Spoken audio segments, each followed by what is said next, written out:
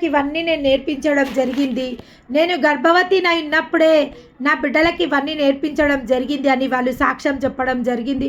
అవును, లోక విషయాలు పిల్లలు ప్రెగ్నెన్సీలో నేర్చుకుంటుంటే దేవుని భక్తి వాళ్ళు నేర్చుకోలేరా? దేవుని గురించి వారు నేర్చుకోలేరా? దేవుని నామానికి మహిమ కలుగును గాక. ప్రతి ఒక్క విశ్వాసి అయిన తల్లి బాధ్యత ఏంటి అంటే తన బిడ్డలని గర్భంలో నుంచి ఉన్నప్పటి నుంచే భక్తిని పెంచాలి. ఎందుకంటే దేవుడే వారికి ఒక ప్రత్యేకమైన అభిషేకంని ఇక్కడ దేవుడు చెప్పడం జరిగింది. బాలుల యొక్క చంటి పిల్లల యొక్క నోట స్తోత్రములు సిద్ధింపజేసి తిని అను మాట మీరు ఎవ్వడను చదవలేదా మీరు? నేను పిల్లల నోట నా స్తుతులు ఉంచుతున్నా. పిల్లల ద్వారా అద్భుతాలు నేను చేయగలుగుతా. పిల్లల ద్వారా నేను ఆశ్చర్య కార్యాలు చేయగలుగుతా. పిల్లలను బట్టి చాలామంది తమ చిన్న పిల్లలను తీసుకొని వస్తుందంట దేవుని దగ్గరికి. ఆయనతో అభిషేకింపజేయాలా, ఆయనతో ప్రార్థన చేపియాలని తీసుకొస్తున్నప్పుడు శిష్యులు అడ్డుగా ఆటంకంగా ఉన్నారంట. అప్పుడు ఆ యేసుప్రభు అన్నాడు, చిన్న బిడ్డలని ఆటంకపరచకుడి, వారిని నా యొద్దకు రానీయుడి అని దేవుడు చెప్పిండు.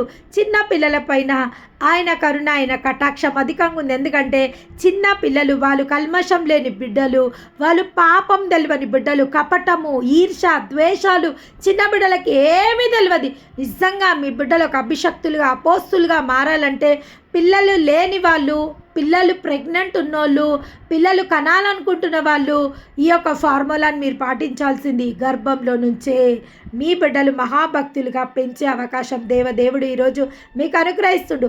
పిల్లలు లేని వాళ్ళు ఇప్పటి నుంచే యవ్వనులు కన్ఫెస్ చేసుకోండి. మా గర్భవాసంలో నుంచి మేము అభిషక్తులను తీసుకురావాలా. ఎందుకంటే దేవుడు ఏమన్నాడంటే మీ పిల్లలకు నేను ఉపదేశించేదను, మీ పిల్లలకు నేను అధిక విశ్రాంతిని కలగజేసేదను. ఏషియా 54లో దేవుడు చెప్పడం జరిగింది. అవును, దేవుడు మన పిల్లలను అభిషేకించడానికి సిద్ధంగా ఉండు, వారికి ఉపదేశించడానికి, వారికి అధిక విశ్రాంతి ఇవ్వడానికి సిద్ధంగా ఉండు. పిల్లలు కావాలనుకున్న వాళ్ళు, ఇప్పుడు వాళ్ళ పిల్లలు పుట్టాలనుకున్న వాళ్ళు, నాయనమ్మలు, అమ్మమ్మలు కన్ఫెస్ చేయండి. మా పిల్లలు ప్రెగ్నెంట్ అయ్యి మాకు అపోస్తులు, ఇవాంజలిస్టులు, సువార్థికులైన మనవరాళ్ళు రావాలా. మాకు దేవుని సేవని ముందుకు తీసుకెళ్ళడానికి ఒక వంశావళి మా పిల్లల గర్భవాసంలో నుంచి రావాలా. మా పిల్లలకు వచ్చే భార్యలు మహాభక్తులు రావాలా. మా పిల్లలకు వచ్చే భర్తలు మహాభక్తులు రావాలా. వారి గర్భవాసంలో నుంచి అభిషక్తులు ఉద్భవింపజేయబడాలా, అపోస్తులు రావాలి. ఎందుకంటే ఇది దేవుని చిత్తము, ఇది మన చిత్తం కాదు. దేవుడే చిన్న బిడ్డలను విశేషంగా దీవిస్తా, విశేషంగా వాళ్ళ పట్ల నా ప్రణాళిక ఉందని దేవుడే ఇక్కడ చెప్పడం జరిగింది. అది నేను అన్నమాట కాదు. ఇక్కడ ఆయన ఏం చెప్తుండంటే అన్నమాట మీరు ఎప్పుడు చదవలేదా ఈ మాట? నేను చిన్న బిడ్డల స్తోత్రాలపైన ఆసీనుడై ఉంటా. చిన్న బిడ్డలు స్తోత్రం చేయడానికి వారిని నేను సిద్ధపరచుకున్నాను, మీకు తెలియదా? చిన్నపిల్లలను నేను ఏర్పరచుకున్నా నా కోసమని మీకు తెలియదా అని ఇక్కడ అంటుండు. ఇంకా ఏమంటుండంటే వారిని విడిచి పట్టణం నుండి బయలుదేరి బెతేనియాకు వెళ్ళి అక్కడ బస చేశాను. ఇంకేమంటుండు, దాని యందు ఓకే, ఇది అంజూరపు చెట్టు గురించి. దేవుని నామానికి మహిమ కలుగునుగాక.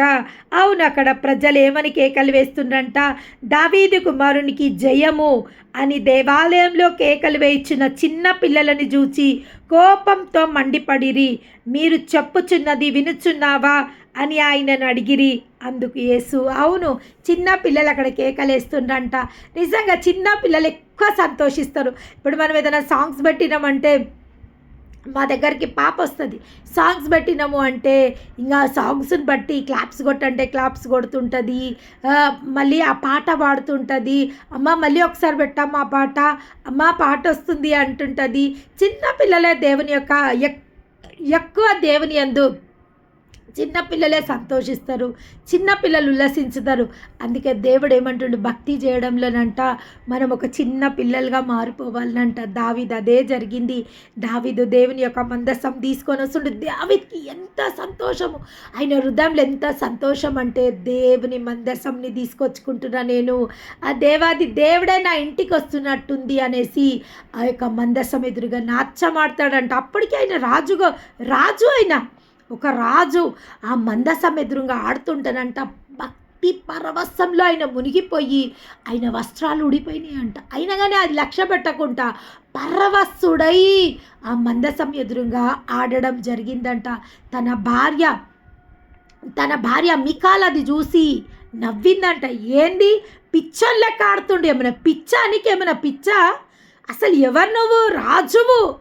రాజువేంది బట్టలు ఊడిపోయేటట్టు ఆడుతున్నావు ఏంది అనేసి మీకాలంట చూసి దావీద్ని చూసి నవ్విందంట. ఆయన పనికత్తెలతో నిలబడి మీకాలు దావీద్ని చూస్తుందంట. కానీ ఎప్పుడైతే దావీదు ఆ విధంగా పరవశుడై నాట్యమాడి మీకాలు నవ్విందో దేవుడు మీకాల్ని శపించిందంట. పరిశుద్ధ గ్రంథంలో మూయబడ్డ గర్భంతో మీకాలు తప్ప ఎవ్వరూ లేరు. మీకాలే పరిశుద్ధ, నేను గర్భమును మూసే దేవుడనా అని దేవుడే ప్రశ్నిస్తుండు. నేను గర్భం మూసే దేవుడనా? నేను గర్భంనిచ్చిన దేవుడను కనకుండా చేస్తానా? ఫలింపజేయకుండా చేస్తానా నేను అని ప్రశ్నించే దేవుడే. దావీదుని చూసి నవ్విన మీకాలు గర్భము మూయబడ్డదంట. దేవుడు మీకాలు గర్భంని మూసి దావీదు జీవితంలో నుంచే మీకాల్ని తీసేసిండు. దేవుని నామానికి మహిమ కలుగునుగాక. ఎంత రోషం గల దేవుడో చూడు. చాలామంది కూడా భక్తి చేస్తున్న వాళ్ళని చూసి నవ్వుతారు. పరిశుద్ధాత్మ వచ్చి వాళ్ళు గెంతులేస్తుంటారు. కొంతమంది ఏదేదో చేస్తుంటారు, వారిని చూసి నవ్వుతుంటారు. అది ఫేక్ అంటారు. లేదా వాళ్ళు ఏమంటారు, నాటకం చేస్తుండంటారు, ఎన్నో చేస్తారు. కానీ దేవుడు ఒక మాట చెప్తుండు, దేవాది దేవుని మనం ఏమైనా దూషించినా ఏమైనా ద్వేషించినా ఆయన ఊకుంటాడంట. కానీ పరిశుద్ధాత్మని ఎప్పుడన్నా మనం ద్వేషించినా, పరిశుద్ధాత్మని ఎప్పుడన్నా మనము అపహసించినా, పరిశుద్ధాత్మని ఎప్పుడన్నా మనము ఇన్సల్ట్గా మాట్లాడినా రోషం గల దేవుడు ఊరుకోడంట. దేవుని నామానికి మహిమ కలుగునుగాక. కాబట్టి మనమంట దేవుని సన్నిధిలో ఒక చిన్న బిడ్డలాగా దేవుని ఆరాధించవలసిన వాళ్ళమై ఉన్నాము. ఇక్కడ ఏమంటుండంటే, దావీదు కుమారునికి జయము, ప్రభు పేరిట వచ్చువాడు స్తుతింపబడునుగాక, సర్వోన్నత స్థలంలో జయము. ఆ దేవాది దేవునికి సర్వోన్నత స్థలంలో ఆయనకు జయము కలుగునుగాక, ఆయనకు మహిమ కలుగునుగాక, ఆయన స్తుతింపబడునుగాక, ఆయన గణపరచబడునుగాక, ఆయన కొనియాడబడునుగాక.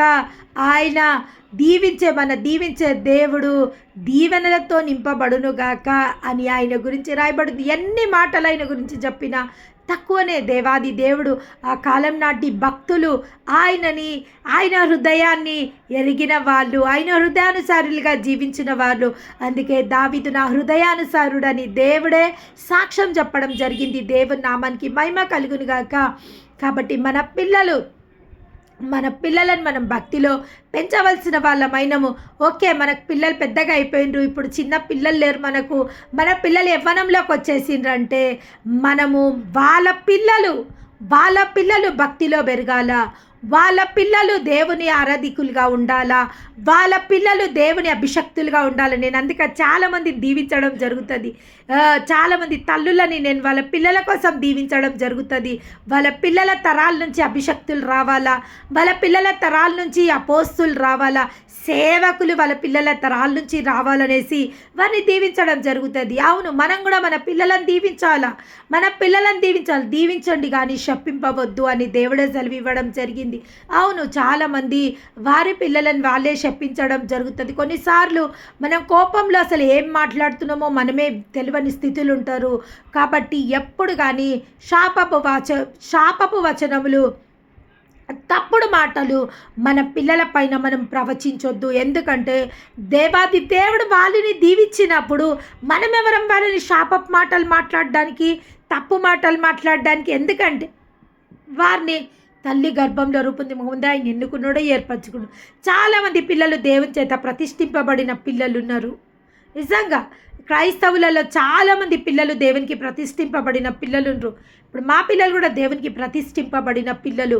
చాలామంది ప్రతిష్ఠింపబడడం అంటే ప్రత్యేకపరచడము, దేవునికి నజీర్ చేయడము, దేవునికి ప్రతిష్ఠించడము అంటే ఈ లోకంలో నుంచి ఈ లోక సంబంధము కాదు వాళ్ళది, వాళ్ళు దేవుని సంబంధీకులు. కాబట్టి నాజీర్ చేయబడతారు. ఆ కాలంలో నాజీర్ చేయబడ్డ వ్యక్తి తన తల వెంట్రుకల పైన క్షౌరపు కత్తి రానియకుండా, ద్రాక్ష కాయలు తినకుండా, ద్రాక్షరసం అంటే మత్తు పదార్థాలు వాళ్ళు ఏవి సేవించొద్దు. వాళ్ళు తల వెంట్రుకలు నాజీర్ అంటే దేవుడికి వాళ్ళు ప్రతిష్ఠింపబడతారు. వారు శవములు ముట్టొద్దు.